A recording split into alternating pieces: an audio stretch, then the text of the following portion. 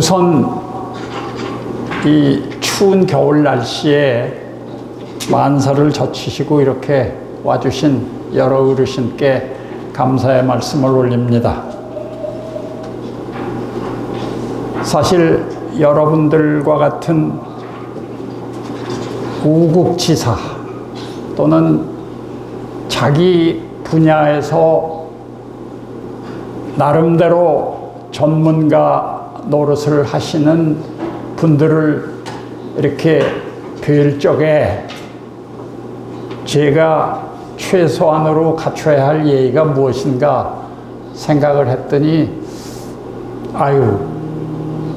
머리라도 좀 깎고 와야 되겠다.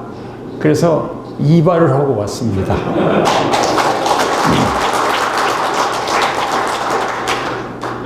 사실은 본 포럼이 자유민주주의의 가치를 기본 전제로 강조하면서 공정과 상식을 회복하기 위한 첫 깃발을 높이 올린 것이 엊그제 같은데 벌써 혁혁한 성과 및 영향력과 함께 50회의 정기 강연을 맞이하게 됐으니 저로서도 참 감개가 무량합니다. 작년 초에 윤석열 대통령 후보를 당선시켜서 반드시 정권 교체를 해내고자 많은 국민이 구국의 열의를 가지고 나설 때였습니다. 정용상 교수를 비롯해서 해안을 가지신 몇 분들은 윤석열 후보를 꼭 당선시키기 위해서는 후보의 인기에 따라 모여든 팬덤보다는 장래의 구체적 방향과 적극적 행동 원칙을 제시하는 전문가 포럼의 필요성을 인식했었습니다. 본 포럼은 그렇게 탄생된 최초의 전문가 포럼입니다. 사실 정용상 선생은 저와 40년 지기로서 항상 꾸준하고 성실한 태도 또는 박력 있는 행동력과 빈틈없는 조직력에 제가 늘 속으로 감탄하는 분입니다. 제가 2021년 그러니까 작년 5월 21일 날 본 포럼의 창립을 기념하는 행사에서 기조연설을 할 적에 여러 참석 인사 및 본 포럼의 핵심 요원으로 참석하신 분들과 인사를 나누면서 저는 마음속으로 정권 교체를 통해서 한국 정치를 바로잡고자 하는 그분들의 열성에 감복했고 이 포럼의 장래가 밝다고 하는 것을 이미 그때 감지했습니다. 사실 해방 이후 오늘날까지 한국 사회에서는 세 사람만 모이면 어떤 활동에 맑은 정열로서 참가하기보다는 그걸 힘이라고 인식하는 경향이 강하게 나타나서 자칫 목적 그 자체보다 개인적 정치적 성향이 더 강한 나머지 몇 사람이 모여도 힘을 행사하려 드는 것을 수차 목격한 바도 있습니다. 그러나 이 포럼은 처음에 설정한 목표를 향해서 뚜벅뚜벅 걸어가는 것을 보고 퍽이나 안도했습니다. 우리 주위에서 용두사미가 드는 경우나 또는 거품잔치를 많이 보아왔지만은 이 포럼의 차질 없는 정기 발표회야말로 뜻을 함께한 인사들이 진심으로 이 나라를 걱정하고 정치의 정상화를 염원하는 우국지사들의 모임임을 제가 실감했습니다. 이 포럼처럼 본래의 목적대로 정기 모임을 가지면서 항상 진지하고 애국적이고 건실한 분위기를 풍기는 곳은 그리 많지 않습니다. 이 모두 참여하신 전문가 여러분들의 우국 충정과 바른 자세, 그리고 높으신 인품 때문이라고 저는 굳게 믿습니다. 공정과 상식의 회복을 위한 국민 포럼은 결국은 척박하고 흉년이 계속된 한국 정치에다가 금비 대신에 퇴비를 주려고 애쓰는 쉽지 않은 사명을 열심히 수행해 오고 있다고 생각합니다. 앞으로 나라를 위해서 나아갈 방향을 차원 높게 제시하시면서 격조 높은 운영을 통해서 더욱 단합하고 연구하셔가지고 이 포럼이 무궁하게 발전하기를 기대해 마지 않습니다. 포럼의 회원이신 여러분들께서는 큰 자부심을 가지셔도 된다고 저는 생각합니다. 저는 오늘 대체로 두 가지 말씀을 드리고자 합니다.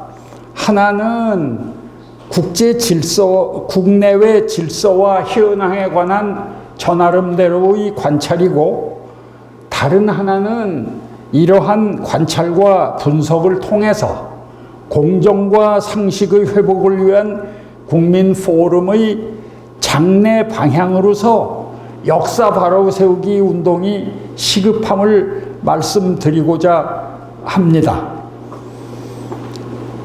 돌이켜보면은 제2차 대전 후에 성립된 국제 질서는 인류의 커다란 역사적 성취라고 할 수 있습니다.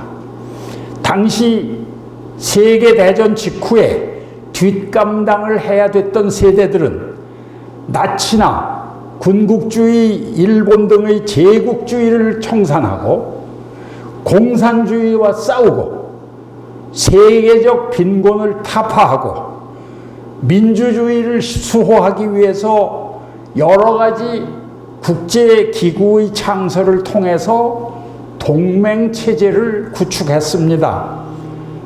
구체적으로 보면 첫째, 유엔과 나토의 바탕을 둔 안보 질서. 둘째, IMF와 월드뱅크가 떠받들어 온 금융 질서. 셋째, 가트에서 WTO로 진화한 통상 질서가 바로 그 예라고 할 수 있습니다. 이렇게 안정된 국제 질서하에 점점 세계화의 물결이 도래해서 국경의 의미가 점차로 퇴색해 갔으나 갑자기 트럼프, 푸틴 또는 에르도간과 같은 대중영합적 지도자가 등장해서 세계화 물결이 그만 주춤해지고 말았습니다. 현재 다시 권위주의가 확산되면서 민주주의가 세계적으로 위협을 받고 있는 형편입니다. 이제 모든 나라가 도리 없이 국익 중심으로 각자 도생하려는 현저한 지정학적 경향을 감지할 수가 있습니다. 더구나 미국과 중국은 40년 만에 고물가, 보호무역의 등장, 신냉전, 지정학적인 위기, 코로나 위기, 그리고 공급망 위기가 맞물리면서 서로 미래 산업의 패권을 쥐고자 격렬하게 다투고 있습니다. 제 판단으로는 이런 양극 체제의 경쟁은 결국 10년 내에 미국의 승리로 귀결되리라고 확신합니다. 중국이 지향하는 반역사적, 반문명적 퇴행성 때문입니다. 중국은 개혁 개방에서 일탈해가지고 제국주의적 편찬과 교조적 공산주의 국가로 역주행하고 있는 것을 잘 아시지 않습니까? 아무튼 현재는 중국의 남중국해 영토 주장, 러시아의 우크라이나 침공, 또 북한의 핵개발 등으로 인해서 전 세계적으로 2차 대전 이후에 형성된 규범에 기반한 국제 질서가 크게 흔들리고 있습니다. 이러한 심각한 도전은 한국의 안보 상황과 민주 정치 체제에도 큰 영향을 미치고 있습니다. 우리나라는 새 정부의 출범과 함께 한미 동맹을 기축으로 삼아서 글로벌 관점에서 외교를 추진하는 방향 전환이 바야흐로 이루어지고 있습니다. 새 정부의 외교 철학은 간단히 요약하면 자유, 민주주의, 인권 등 보편적 가치에 기반한 국제사회의 연대라고 요약할 수 있겠습니다. 즉, 군사안보의 동맹을 넘어서 기술 경제까지 아우르는 포괄적인 한미 동맹으로서의 격상과 한미일 안보 협력 강화, 이를 토대로 한 대북 정책, 또 북한 문제에만 얽매이지 않는 다양한 글로벌 현안에서의 보다 적극적이고 융통적인 역할이 요구됩니다. 우리는 이러한 외교적 방향 전환에 따른 한미일 대북중러의 대결 구도에서 외교 부담을 원만히 조정하면서 북핵 문제의 심화에 대한 국제적인 협력, 미중 격돌 속에서 우리의 한국의 좌표 설정, 위치 설정, 경제 안보에 따른 대외 경제 환경 대응 등 어려운 외교적, 국제 정치적 도전을 극복해 나가야 합니다. 저는 윤석열 정부가 이런 국제 관계를 잘 요리해서 세계 사회에서 당당한 대한민국을 이끌어 가리라고 확신합니다. 근데 이제 제 개인적인 경험을 통해서 국제사회에서 세계 질서가 어떻게 형성되는가 하는 그 과정을 잠시 보면은 처음에는 소수의 지식인들과 NGO가 끊임없이 like-minded group, 그러니까 생각이 비슷한 집단을 형성해서 새로운 의제를 발굴해 갑니다. 그리고는 미래의 경향과 방향을 예측하는 끊임없는 토론을 통해서 전 세계적으로 공감대를 이루게 되면은 국제적으로 의미 있는 UN 결의나 UN 선언 또는 조약의 형식으로 그 성과를 매듭 짓곤 합니다. 그처럼 그들은 긴 세월을 두고 인내하면서 국제 질서의 형성 과정에 차곡차곡 기여하고 적극 참여합니다. 또한 국제사회에서 질서를 형성함에 있어서는 항상 정의, 평화, 인권이라는 인류의 보편적 가치가 기본적으로 고려됩니다. 그 중에서도 특히 가장 소중한 가치는 평화라는 점에 이해할 분은 없으시리라고 생각합니다. 평화가 없으면 개발, 번영, 안정, 이런 것들이 있을 수 없기 때문입니다. 다만 어떻게 평화를 달성할 수 있는가, how to, 어떻게 평화를 달성할 수 있는가의 문제에 관해서는 여러 세기 동안 역사적으로 퍽 많은 논쟁이 있었습니다. 그러나 현재는 형사 정의를 통한 평화의 확보, 좀 더 부연하면 국제 형사 정의가 없이는 지속 가능한 평화란 없다는 것이 금세기의 국제적인 흐름이고, 이러한 동향에 따라서 국제형사재판소 ICC가 창립이 됐습니다. 그래서 전쟁범죄, 침략범죄, 집단학살범죄 및 반인도적 범죄 등 4개의 범죄를 저지른 자는 국제형사재판소에서 단죄, 그러니까 처벌함으로써 소위 응보적 정의를 실현합니다. 그렇지만은 가해자를 아무리 엄하게 처벌해도 그 범죄 피해자들의 입장이 조금도 나아지지 않습니다. 따라서 국제형사재판소가 피해자와 그 가족을 선제적으로 보호 지원해 줌으로써 소위 요새 학술적으로 말해서 회복적 정의와 치유적 정의를 동시에 실현해 주고 있습니다.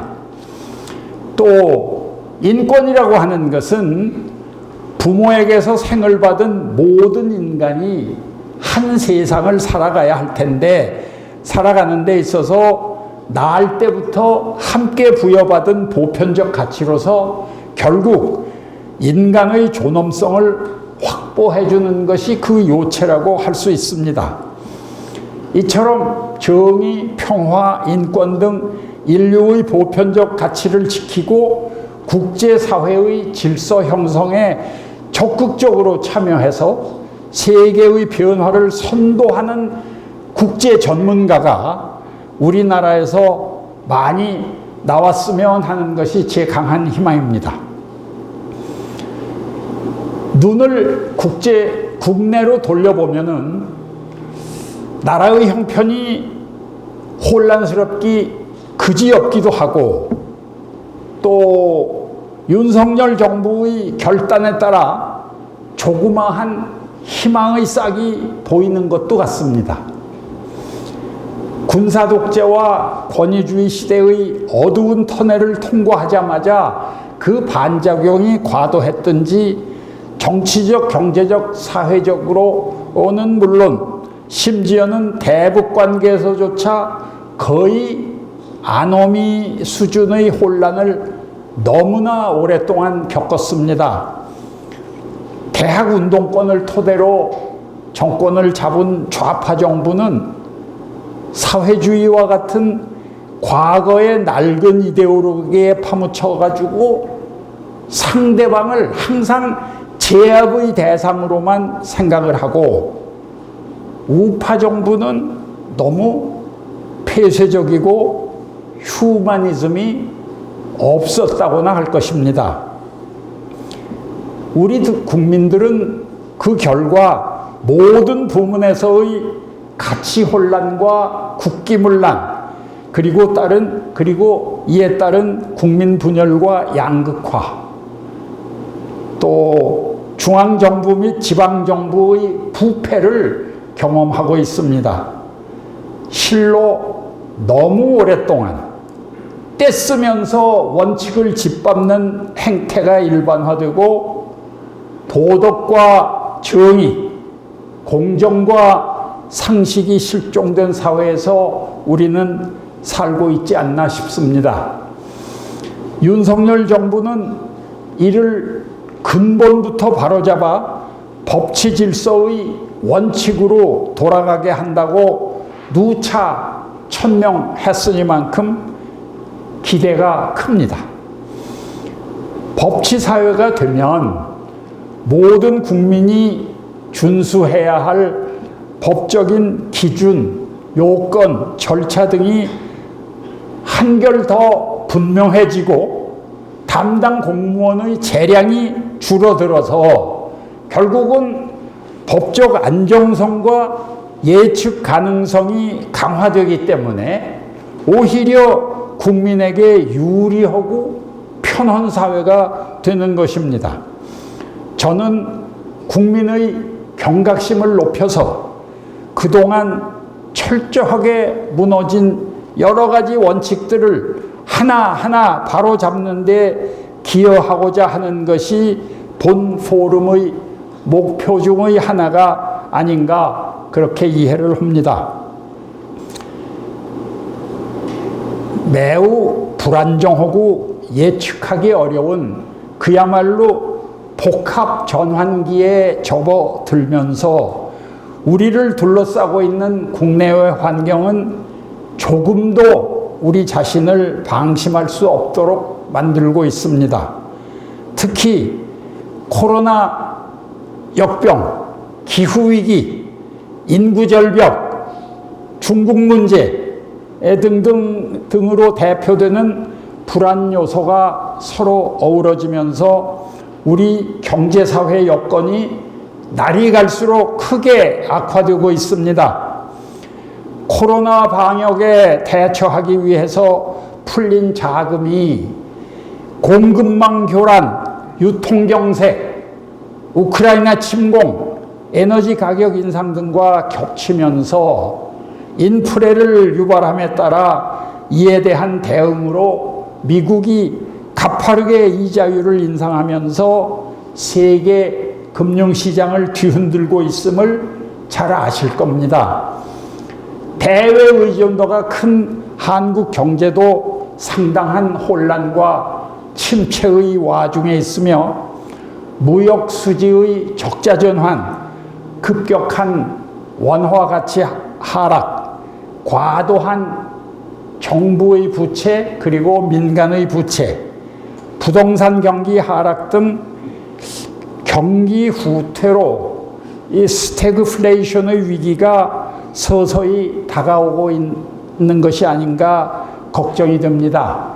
아무쪼록 경제 성장의 동력을 확보하고 양극화의 격차를 해소하고 기후위기와 에너지 전환 등을 새 정부의 화급한 국정과제라고 생각합니다.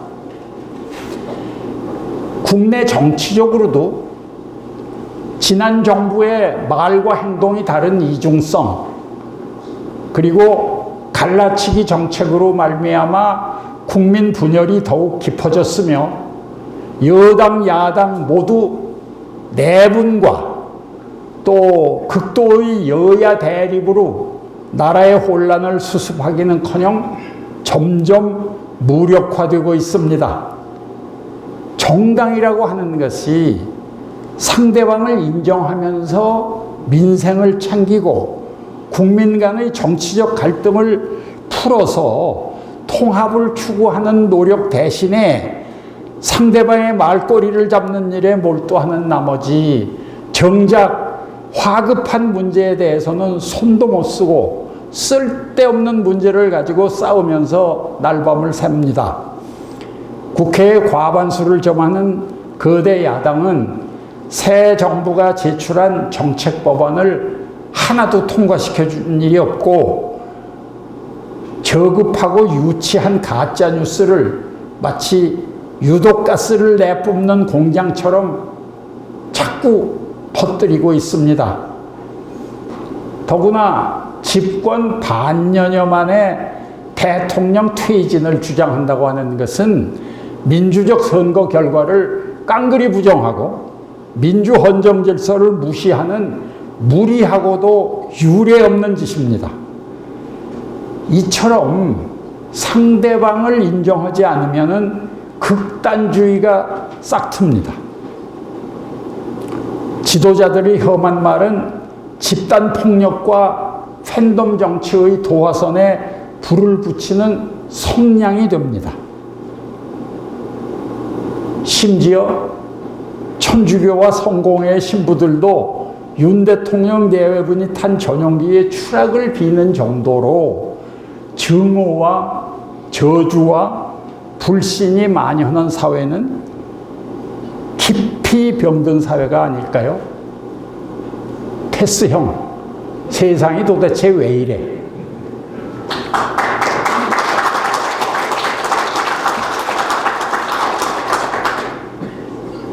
이와 같이 실망스러운 정치, 경제 및 사회 상황이 너무 오래 계속되면 21세기의 복잡한 국가 과제를 제대로 다룰 수 있는 합리적 세계관을 가진 참신한 정치 엘리트의 공급을 막게 됩니다.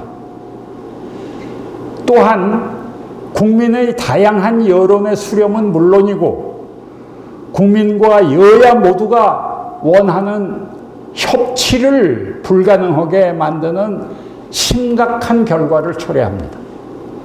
또한 정직과 진실이 사라져서 신뢰가 무너지고 내로남불이 일상화됩니다. 포퓰리즘, 영어로 말해서 포퓰리즘인데 번역을 하자면 대중영합주의라고나 할까? 이 대중영합주의의 유혹이 만연한 가운데 불안정한 국내외 환경에도 불구하고 새 정부가 전반적인 개혁 작업에 착수한다고 하니 순조롭고 완벽한 개혁이 이루어지기를 간절히 바랍니다. 포퓰리즘의 문제점은 기득권층의 이해관계나 사회적 문제의 근본 원인을 연구해서 그걸 드러내기보다는 특정 집단을 악마화하면서 책임을 전가해서 문제점을 덮어버리고 분노를 선동해서 정치적 집권에 이용하는 것입니다. 트럼프의 집권 과정이 바로 그랬고 문재인 정부의 문제 해결을 위한 접근 방법이 바로 그랬습니다. 이러한 대중영합주의를 극복하고 우리 사회가 복합 전환에 대한 회복 탄력성을 키우기 위해서는 노동개혁, 연금개혁, 공공개혁을 통한 사회 통합의 기반을 조성하는 일이 아주 중요합니다. 성장과 분배의 두 바퀴가 조화롭게 돌아가는 사회를 만들어야 합니다. 자유민주주의와 경제적 번영을 담보할 활력 있는 사회 만들기에 우리 모두의 지혜와 힘을 모아야 합니다. 청년 취업 대책, 비정규직 대책, 산업안전, 최저금리의 합리적 관리 등을 통해서 궤도를 일탈해도 너무 많이 일탈한 노동정책을 바로 잡아야 하겠습니다. 또한 인구 구조와 경제 성장에 알맞는 연금 개혁도 초미의 근무입니다. 그렇지만 무엇보다도 가장 중요한 것은 지난 세기 패러다임에서 벗어나지 못하면서 이념에 찌든 교육 개혁을 서둘러야 되겠습니다. 초경쟁 사회의 폐해로 인한 막대한 사교육 비용은 저출산의 원인이 되고 있으며 공교육은 완전히 망가져서 디지털 전환이나 AI에 따른 제반 변화에 적절히 대응하지 못합니다. 대학 자치에 크게 역행하는 교육 행정은 고등교육 발전을 저해함으로써 인적 자본에 크게 의존하는 우리 산업 경제의 성장 잠재력을 좀먹어가고 있습니다. 아무쪼록 대학이 자율적으로 4차 혁명의 허브가 되도록 유도해야 합니다. 그렇지 않고 기초부터 다시 하려면 교과서를 수정하고 초중고등학교 교육 현장의 질서를 지키며 각종 왜곡을 우선 바로잡아야 됩니다. 윤석열 정부가 이러한 4대 개혁을 반드시 완수해서 후세대가 행복한 세상을 만들어주기 바랍니다.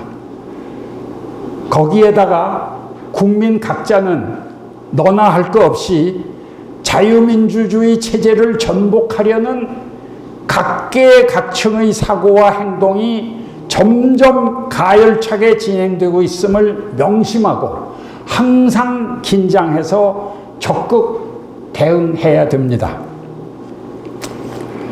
서구 사회는 그 나름대로 윤리적 기초에서 자본주의와 자유주의의 정신이 발달해 왔습니다. 우리는 그렇지 못한 채 급격한 발전과 변화 속에서 모든 미풍양속과 역사 전통이 다 무너진 상태에서 자본주의와 자유주의 그리고 개인주의가 들어왔습니다. 그렇다가 보니까 자본주의는 물질주의로 흐르고 자유주의와 개인주의는 이기주의로 변질이 됐습니다. 이기주의가 팽배하면은 공동체 의식이 희미해집니다. 공동체라고 하면은 가정도 있고 직장도 있고 마을도 있고 대한민국도 있습니다. 모든 사람이 무한 경쟁의 피로감을 넘어서 좌절감을 느끼고 있는 것이 현재의 세태입니다. 노블리스 오블리지와 살신성인을 모르는 지도층과 지식인이 이끌어가는 이 나라는 방향을 모르는 채 표류하고 있고 좌우 싸움박질에 이골이 나서 나라가 망하든지 곳간이 비든지 알 바 아니라는 무책임한 사람들이거나 공과 사를 구별할 줄 모르는 자가 정치를 주물럭거립니다. 어떠한 지표를 보더라도 서구에 비해서 우리 국민은 심각한 정치적 빈곤에 시달리고 있습니다. 그동안 나라의 정신적 뼈대가 안에서부터 올곧게 서지 못하고 마치 이식된 외골격으로 지탱되어 왔다고 할 것입니다. 이렇게 되면 자칫 물질적 경제적 성과도 사상 누각이 되고 외골격에 금이 가서 붕괴될 위험 신호가 울릴지도 모르겠습니다. 이번 정부는 국민에게 많은 기대감을 주면서 출범했으므로 세계 역사의 주된 흐름인 자유민주주의 기반 하에 좀 열린 사회를 지향하고 공존과 통합에 중점을 두었으면 좋겠습니다. 체제를 개혁하고 자라나는 세대에 대한 교육을 제대로 실시해서 종국적으로는 탄력적이고 포용적이고 푸르른 미래사회의 토대를 선도해야 할 책임이 있습니다. 개혁을 하면 후 세대가 짐을 덜고 편안하게 살 수 있습니다. 진실과 정직 가능성에 대한 기대, 낙관주의 및 개혁과 통합을 통해서 후 세대가 마음 놓고 살 수 있는 대한민국을 만들어가야 할 책임이 우리 기성세대에게도 있습니다.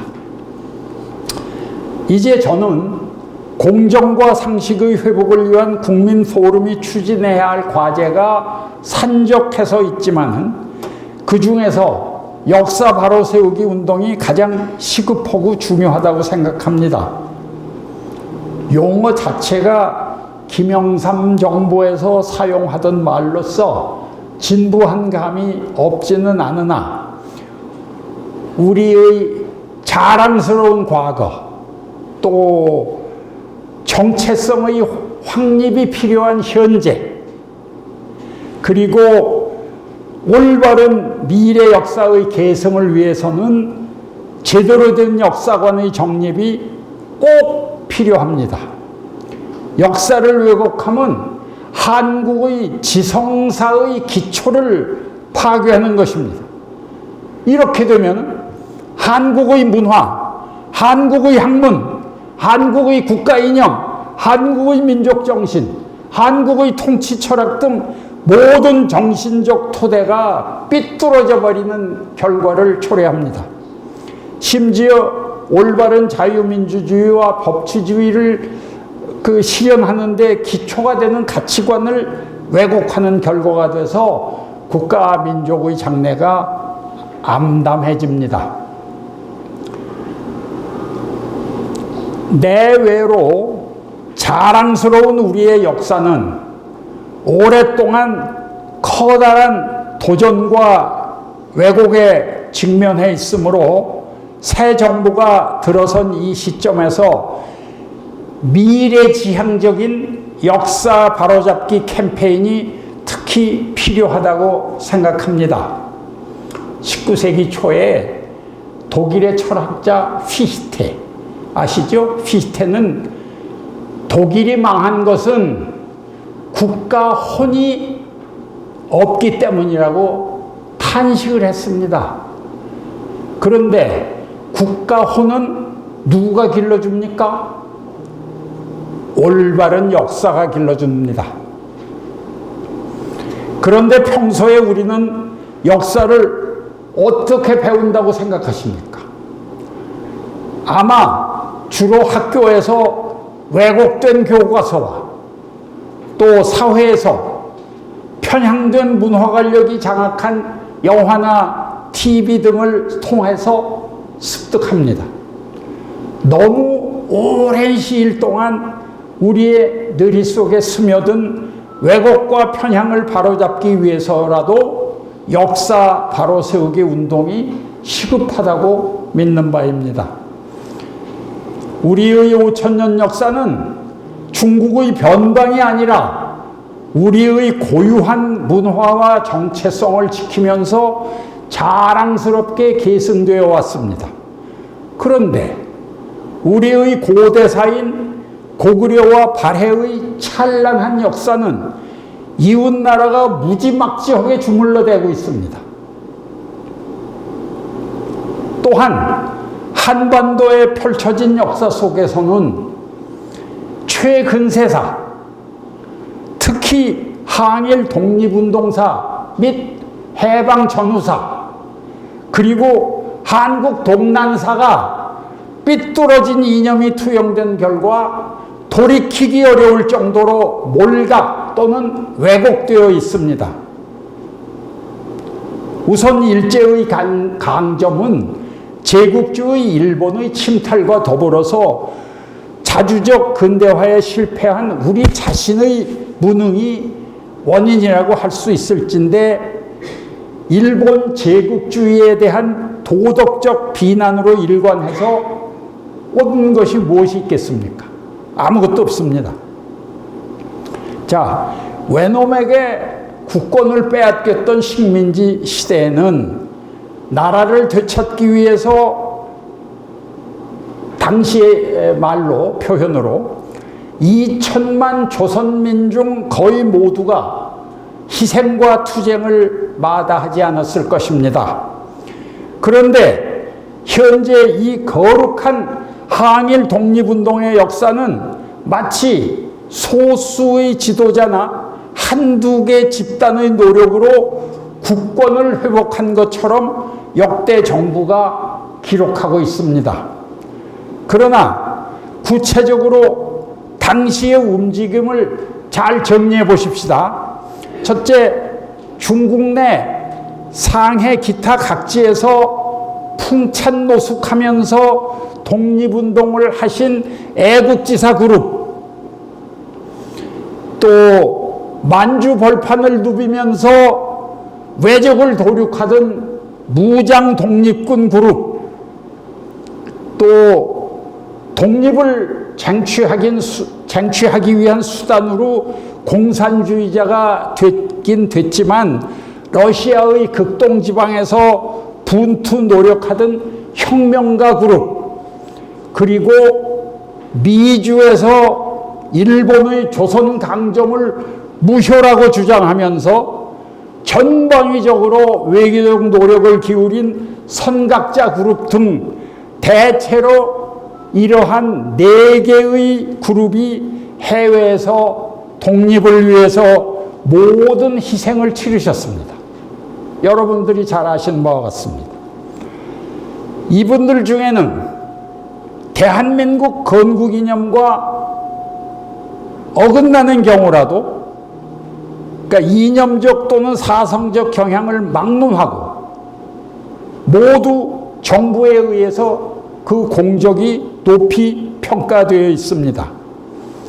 그러나 이분들이 해외에서 활동한 항일 업적은 처음부터, 애시당초부터 국내 중심 세력의 뒷받침이 없이는 불가능한 것이었습니다. 해외와 국내가 밀접하게 연결이 돼가지고 상호 호응이 없었더라면은 해외 독립활동도 정당성을 인정받지 못했거나 그 효과가 아마도 반감했을 것입니다.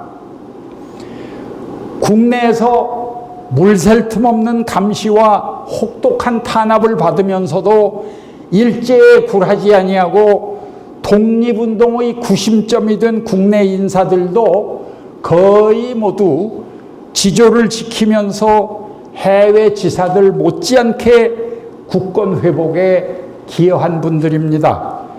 그러나 이분들에게는 무조건 친일 프레임을 씌워서 의심하거나 그 업적 자체를 무시해버립니다. 따라서 국내 독립운동 투사들의 공로를 평가하는 데에는 대단히 인색합니다. 자, 우선 국내에서 오늘날 대한민국의 뿌리라고 하는 1919년 3.1운동을 누가 주도했으며 누가 천도교와 기독교 그리고 불교의 연합을 이루어냈습니까? 국내 중심 세력이 일으킨 3.1운동의 결과로 중국의 임시정부가 탄생했고 우리 민족의 독립을 향한 외침이 전 세계에 얼마나 커다란 영향을 주었는지는 잘 아실 것입니다. 국내적으로도 3.1운동은 나와 가정보다 민족 정신을 눈뜨게 해주었고 교육의 중요성을 깨닫게 해주는 그야말로 한민족 의식 전환의 심대한 효과를 가져왔습니다. 우리 역사에 빛나는 3대 만세 운동은 3.1운동 외에 1926년의 60만세 사건, 그리고 1929년의 광주 학생 사건을 말합니다. 이 모든 만세 운동은 3.1운동의 배후 주역인 지도자들이 여러 가지로 연결을 가지고 꾸준히 영향력을 행사한 결과 민족의식이 고취된 젊은이들이 일으킨 운동임을 여러분들은 잘 아실 겁니다. 국내에서 온갖 수모와 무자비한 탄압과 감시를 무릅쓴 채 첫째, 독립자금을 몰래 보내고 둘째, 해외 각 지역에서 발행되는 지방 교포 신문에 필요한 한글 활자를 보내주고 셋째, 독립활동을 한 분들을 국내 신문에 대문짝만하게 홍보하는 등 다각도로 노력한 국내 독립운동가들의 기록은 유감스럽게도 철저히 무시되거나 차별되거나 왜곡되어 있습니다. 그처럼 혹독한 일본의 탄압에 친일하지 않고 견뎌냈겠느냐는 일반적인 단정하에 지금까지 국내에서 지조를 지키면서 희생한 분들의 공적은 마지못해서 과소평가되거나 또는 무시되고 말았습니다. 물론 거대한 국가폭력 앞에서 한 개인이 저항하는 것이 그리 쉬운 일은 아니었을 것이나 3.1 독립운동이라는 구국의 대업을 도모한 국내 주역들은 대부분 장기간에 걸쳐 자행된 체계적 권력 남용과 외압 아래서도 꿋꿋이 지조를 지키면서 눈을 부릅뜨고 백성과 나라를 지켰습니다. 또한 독립선언서에 서명했다는 단순한 이유로 33인만 내세우고 그 배후에서 독립운동을 계속 지휘한 분들을 차별하는 정부 기준도 이해하기 어렵습니다. 생각해 보십시오. 단 한 번의 만세운동으로 독립이 쟁취되는 것은 아니므로 독립선언서에 일부러 서명하지 아니한 채 배후에서 제2차 독립운동, 제3차 독립운동을 지휘하던 지도자들은 특히 정부에 의해서 현저한 차별 대우를 받고 있습니다. 우리의 망국사에는 분노만 분출할 뿐 역사에 대한 자성이나 체계적 정리가 아직 없습니다. 따라서 이번에 국내에서 꾸준히 꺼져가는 민족 정기를 살리면서 광복시까지 온갖 저항 끝에 탄압을 이겨낸 국내 독립운동 그룹에 관한 전면적 재평가가 필요합니다. 다만 해외 독립운동가들의 업적은 이것을 부풀려서 신고를 해도 다른 방법으로 크로스 체킹하기가 어렵지만은 국내 독립운동가들의 업적은 너무나 혹심한 감시와 탄압, 거기에다가 한국 동란 당시의 멸실 때문에 거의 기록이나 자료도 찾기가 어렵습니다. 일본이 전쟁에서 패망할 무렵에 총독부가 소위 그들의 통치권을 조선 지도자에게 넘기려고 시도한 접촉 과정도 많은 사실의 왜곡과 생략과 부당한 평가가 자리 잡고 있습니다. 심지어 우익의 조작이라고 주장하면서 철저히 사실을 은폐하는가 하면 국민의 동의도 없이 일제로부터 소위 통치권을 넘겨받았다는 일부 경솔한 정치인들이 건준과 인공을 급조하였다가 결국 박헌영 공산당의 독수에 꼼짝 못한 채 그들이 앞잡이가 돼서 해방 정국을 몹시 혼란스럽게 만든 것은 우리가 다 아는 사실입니다. 그러나 그들은 대부분 정부에 의해서 미화되어 있습니다. 때로는 북한 정권 수립에 결과적으로 기여한 사람들까지 영웅화해서 독립운동가에게 수여하는 대한민국 건국훈장을 수여했습니다. 이제는 수백이 넘는 정당과 식견이 모자란 소위 정치 지도자라는 사람들이 해방 정국을 무질서와 혼돈의 도가니 속으로 빠뜨린 발자취를 제대로 밝혀서 그들의 역사적 책임을 명확히 할 필요가 있습니다. 해방이 되자 불행하게도 우리 한반도가 미국과 소련의 각축장이 되었을 때 이상주의에 빠져서 현실을 모르는 정치 지도자들이 공산주의의 실상을 알지 못하고 공산당과도 협상을 통해서 통일정부를 세울 수 있다는 둥 그럴듯하지만은 허황된 언행으로 건국 현장에서 국민을 오도했습니다. 이들은 건국 과정에서 참회는커녕 더 큰 목소리를 내면서 대한민국의 건국을 방해하기까지 했습니다.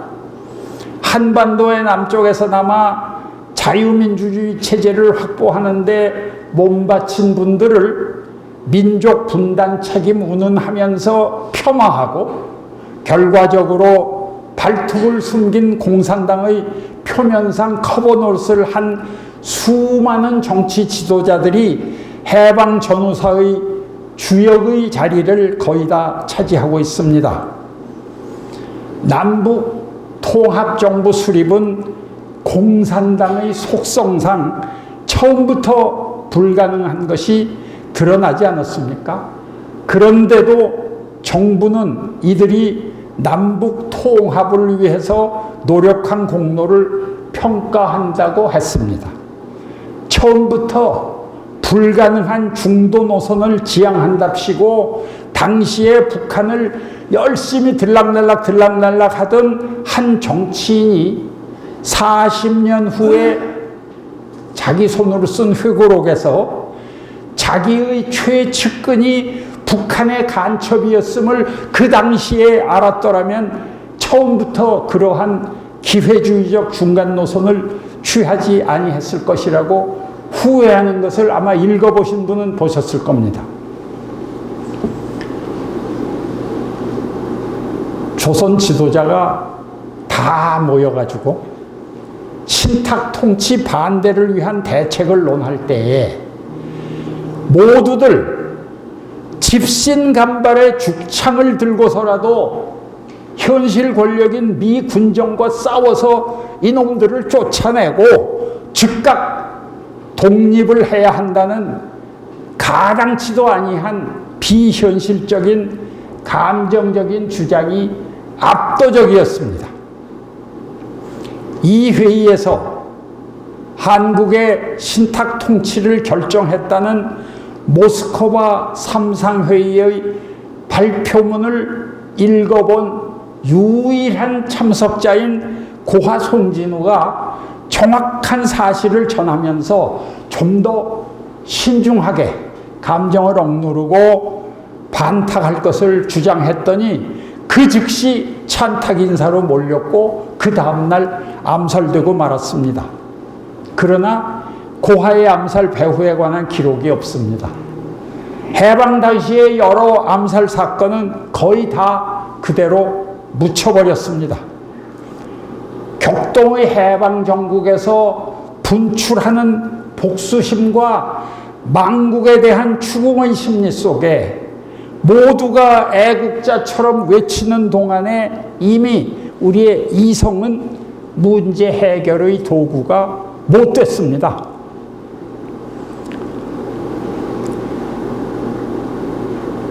또 남북이 각각 정부를 수립할 때 남한의 많은 학자라는 자들이 북한의 김일성은 항일 투쟁 경력이 있는 젊은 지도자로서 정통성 있게 나라를 건국했으나 남쪽은 친일파에 둘러싸인 이승만이가 개인의 정권욕에 따라서 정부를 수립했다고 기록하고 있습니다.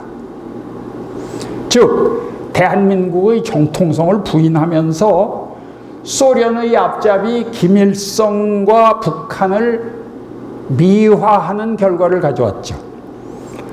그러나 대한민국은 1948년에 서로 다른 정체성을 추구하는 정치사회 세력의 갈등을 극복하고 자유민주주의 이념을 채택하여 건국했음은 여러분이 더 잘 아십니다. 사실 독재를 위하여 역사를 왜곡한 원조는 김일성이 본명 김성주 그자였음을 잊으시면 안 됩니다. 더구나 정치학이나 역사를 연구한다는 분들이 역사적 사실, 그러니까 히스토리컬 팩트를 왜곡하는 대신에 당시의 시대상을 기술적으로 왜곡하는 경우도 빈번합니다. 예를 하나 들죠.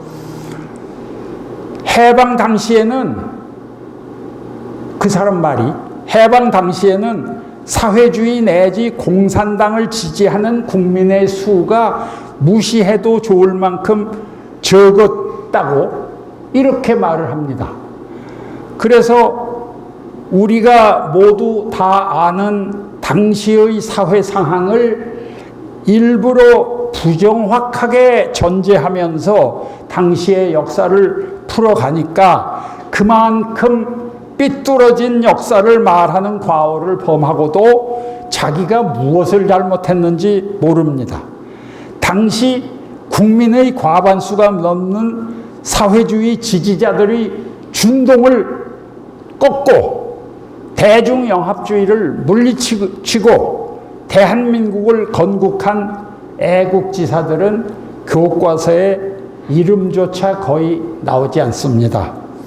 해방공간에서 은인자중하면서 우리에게 국권을 회복시켜준 연합군에게 감사하고 국민에게 지도자의 분열을 보이지 않으려고 임시정부를 추대하면서 국민들이 위임해준 권력이 아니면은 일제로부터는 권력을 받을 수 없다는 입장을 견지한 이성적인 국내 세력은 망각의 늪으로 사라지고 말았습니다. 보세요. 불과 70여 년 전이고 우리 생전의 일인데 너무 왜곡이 심합니다. 이러한 왜곡의 역사는 여러 해 동안 초중고등학교 교육 현장에서 여과 없이 전달되었고 교과서에 실려서 지금의 세대는 올바른 한국의 최근세사를 전혀 모릅니다. 최근에 편향된 교과서를 수정하여 자유민주주의를 삽입하자는 제안이 1191명의 역사 교사들에 의해서 거부당한 것을 아시죠? 일부 지식인들은 우리 선조들이 피땀 흘려 세운 대한민국을 의심 내지 비판만 하고 한국 사회를 난도질하는 지적 전투성으로 무장되어 있습니다. 진실을 존중하는 지적 정직성도 없고 공동체 사랑도 찾아보기 어렵습니다. 국가 발전이나 국민 행복에 대한 의식도 아주 결여되어 있습니다.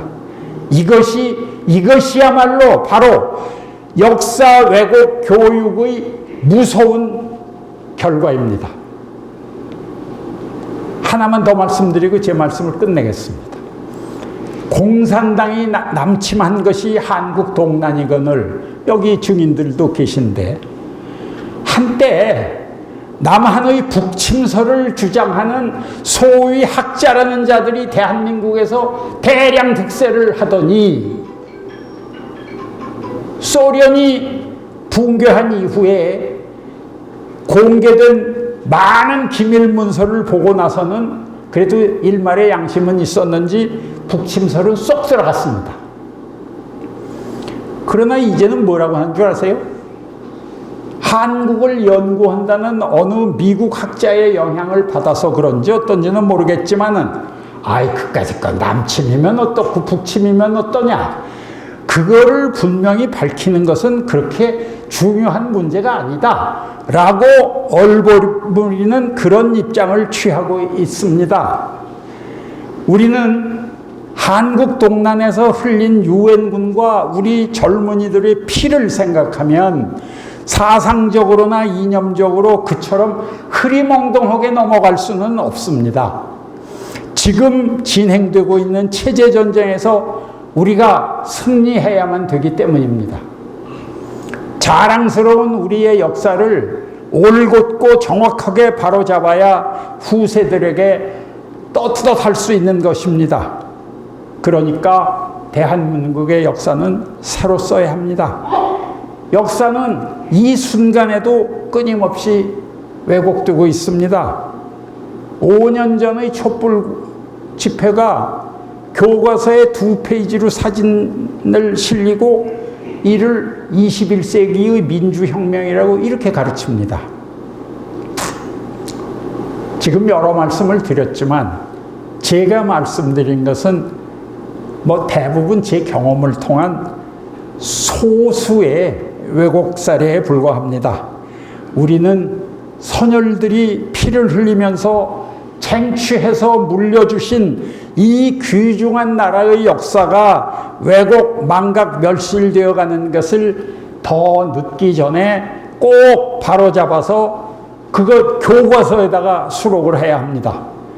광화문에서 젊은 남녀가 월드컵 축구 선수를 응원할 때 외치는 그 순수하고도 자랑스러운 대한민국을 위해서 우리의 역사를 바로잡읍시다. 이것이 역사 바로 세우기 운동을 제창하는 이유입니다. 감사합니다.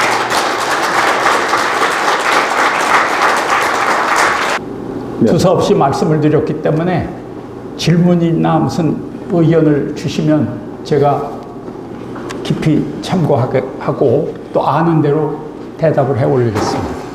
예, 긴 시간 동안 발제를 하셨기에 잠시 쉬려고 했더니만은 아니다, 그냥 하자 이렇게 지금 말씀을 하십니다.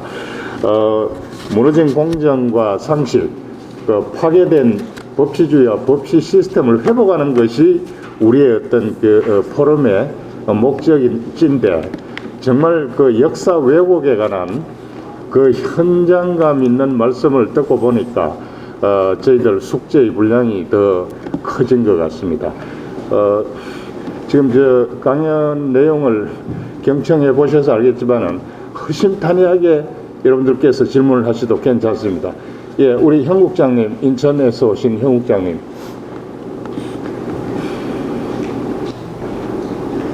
네, 송상현 교수님 정말 감사합니다. 온몸에 전율이 옵니다. 특히 근현대사 부분에서는 대한민국의 이거를 영상을 전 국민이 다 보도록 해야 한다고 생각을 합니다. 그 중에 불나서는 2차 대전이 끝난 다음에 국내에서 활동한 소수 그룹의 레지스탕스도 전부 후에 공을 세워서 국가 정신을 발휘하는 데 아주 밑거름으로 삼았습니다. 교수님 말씀하시는 것처럼 우리는 국내에서 활동하거나 군자금을 대거나 불이익을 받아가면서 각종 활동한 부분이라든가 소수가 활동한 것에 대해서는 평가를 아주 빈약하거나 오히려 왜곡하고 있습니다.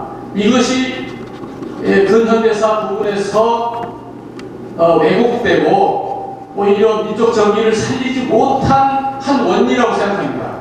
특히 오늘 강연을 보훈처 장관이 특히 봐야 될 것 같습니다. 예.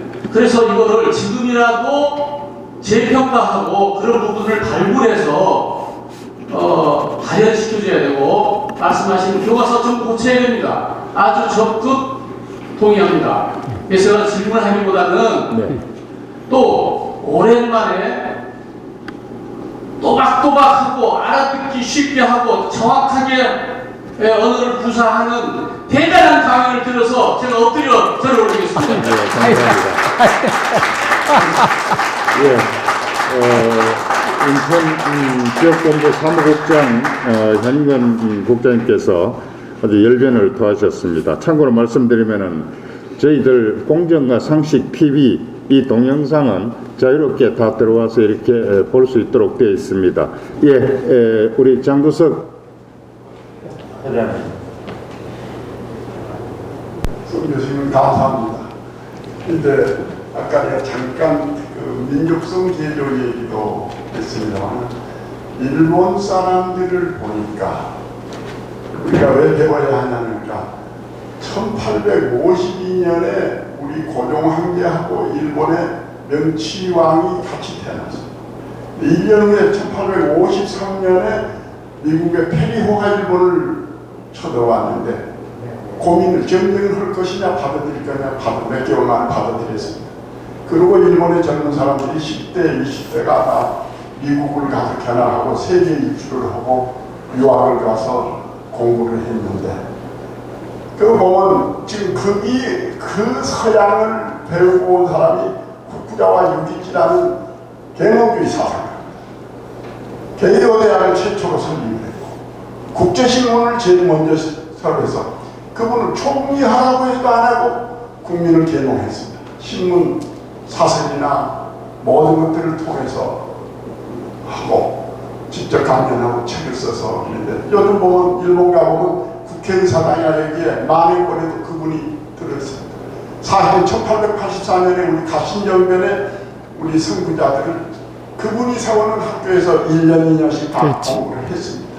그때 우리는 개화해상의 청나라 간섭과 민비의 오판으로 이렇게 우리는 나라도 뺏기고 이런 현상이 왔었습니다. 그런데 나는 거기에 비해서 그때 최초로 우리 젊은 수재들이 일본 유학을 했을 때 대표적으로 일본을 보고 그걸 모방하고 실천하려고 했던 분이 인종 김성무 선생하고 고아 송준호 선생이라고. 그분들이 그 두 분이야말로 우선 우리가 교육을 해야 하고 우리 국민을, 두 번째는 언론을 찾고, 세 번째는 산업을 일으켜야 우리가 독립을 한다 해가지고 그런 모든 것들을 실천을 하고 있습니다. 심지어는 중앙학교 숙직실을 30-40명 넘게 크게 지어놓고 고아 선생님이 거기서 기거하면서 처음에는 5분, 다음엔 33인을 독립운동자를 다 모집을 해서 3.1 독립운동을 실천을 했습니다. 그리고 일본 사람들한테 5-6번씩 끌려가서 형무소 생활을 하고 몸이 적당한 정도로 그렇게 그런 성각자들이 있었는데 도대체 우리 민족은 뭘 배우고 무슨 역사를 배우고 어느 인물을 존경하는지 나는 그게 아주 한스럽습니다. 그래서 지금이라도 오늘 참 강연 듣고 보니까 너무 감사하고 정 교수께서는 이걸 꼭 프린트해서 우리 회원들한테 하나씩 주세요. 그렇게 해서 참 오늘 좋은 강의 들었고 우리 성각자들의 우리 조상님들의 이 역사 업적을 꼭 좀 우리 후손들에게도 남기고 더 좀 우리가 헤매지 않고 제대로 된 민족이 됐으면 좋겠습니다. 오늘 감사합니다.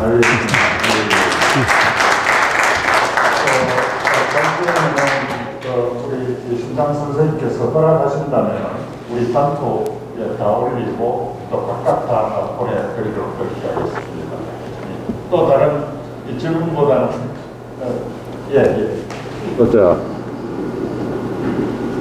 자, 원광대 김용길 교수님 모셨네요. 예. 네, 오늘 송 교수님 강의를 찾아들었습니다. 너무 감사드리고요. 제가 그 중국에 있는 총칭에 우리 광복 그 회관을 많이 갔었는데 거기 보면은 우리가 그 일제 시대를 이렇게 빠져나오는 데는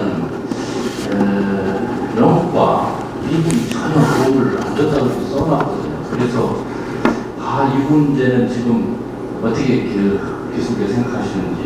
근데 그게 뭐 틀린 말은 아닐 텐데 그런 게 있더라고요. 그거에 대해서 말씀 한번 해주시면 감사하겠습니다. 아마 보는 분마다 견해가 다르실 수는 있는데 우리가 외놈의 압제 속에 있을 때 들었던 얘기는 영국, 미국이라고 보통 그렇게 이름으로도 부르지를 않습니다. 영미귀축이라고 그랬습니다. 귀신 그런 짐승 영미귀축이라고 그랬거든요. 그러니까 일본의 전쟁 상대방이 미국, 영국이죠. 그러니까 그이들이 일본의 군국주의를 꺾고 동경을 점령하고 그 얼마 후에 서울을 점령하고 했다고 하면 사실은 참 일본 사람들 나쁜 표현으로 영미귀축들의 지원과 엄호가 있어서 우리가 국권을 회복했다고 보는 것이 더 합리적인 결론이라고 생각합니다. 이 지나간 정부에서는 우리가 우리 힘으로 나라를 국권을 회복했지 영미 그 연합군이 우리한테 도움을 주어서 우리가 이렇게 그 덕에 그 광복을 하게 됐다고 하는 점을 극구 부인을 합니다. 그것이 지난 정부 때까지의 그 역사적인 태도입니다. 그 문제에 대해서. 그 아마 제 생각에 거긴 가보지 않았으니까 모릅니다만은 그 중국 사람들이 그 당시에 썼을 때는 그 사람들 생각과 아마 그 북한이나 뭐 일본 제국주의 생각이 모두 일치해서 그렇게 했던 거 아닐까요? 잘 모르겠습니다. 그러나 분명한 사실은 우리가 우리 힘으로 광복을 하고 국권을 회복했다고 하는 것은 그것은 좀 지나친 얘기고 말이 안 됩니다. 우리가 무슨 힘이 있어? 무슨 총 한 자루가 제대로 있습니까? 뭐 산업이 일어나서 무슨 뭐 달러가 뭐 한 장이 있습니까? 뭘 가지고 무슨 힘으로 우리 힘으로 광복을 쟁취합니까? 결국은 세계사의 흐름 속에서 영미의 도움으로 오늘날 우리가 대한민국의 반쪽이나마 이만큼 유지하고 사는 거라고 저는 그렇게 생각합니다. 예. 예, 마이크 좀 주십시오. 네, 오늘 송상현 서울대명예 교수님의 강의 아주 진심으로 가슴 뜨겁게 잘 들었습니다. 제가 오늘 들은 강의 내용이 제일 중요하게 생각하는 게 어쨌든 근현대사에 정립해서 역사 바로 세우기가 가장 중요한 부분인데요. 그거를 실천에 옮기는 방법에 대해서 좀 이따 여쭤보고 싶고, 일단은 그 실천에 옮기는 첫 번째는 어쨌든 초중등 교과서에 어쨌든 근현대사에 새로운 정립이 필요할 것 같습니다. 그리고 저희 공룡과 상식회복을 위한 국민연합이 이제 부제로 어쨌든 교수님이 얘기하신 그 역사 바르기, 특히 근현대사를 중심으로 한 운동에 어쨌든 저희가 동참하는 그런 행동 어쨌든 저희가 돼 있으면 좋겠고요. 조금 아쉬운 점이 있다면은 지금 저를 비롯한 여기 대부분이 뭐 청장년도 아니고 거의 노년층에 가까워 저도 65세거든요. 그래서 오늘 청년 대표가 빠져 있는 게 좀 아쉬움이 많습니다. 왜 그러면 이게 지금 그 가장 왕성하게 이 운동을 동참하고 행동대행 역할을 해야 될 청년과 청장년들이 주축이 돼야 되는데, 교수님 그다음에 이제 저희 대부분이 이제 노년층이다 보니까 교수님이 이렇게 아직도 이렇게 정정하실 때 또 그 어떤 모체가 되실 때 이 운동이 하루라도 빨리 진행됐으면 좋을 것 같고, 저도 자금이나마 많이 하신다면은 하다못해 청소에도 가서 할 그런 마음가짐을 다시 한번 전달합니다. 다시 한번 감사드립니다. 감사합니다. 예. 예, 조금 시간이 지났습니다만은 또 질문하실 분 있으면. 예, 우리 강릉에서 오신 교수님. 예. 예, 마이크.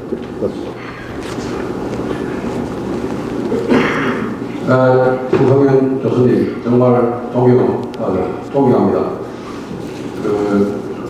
저도 그 학창 시절에 젊을 때부터 교수님의 어떤 뛰어난 어떤 학업 내지는 또 연구 법학과에서 뛰어난 교수님으로서 저도 이렇게 많이 이렇게 존경을 해왔었습니다.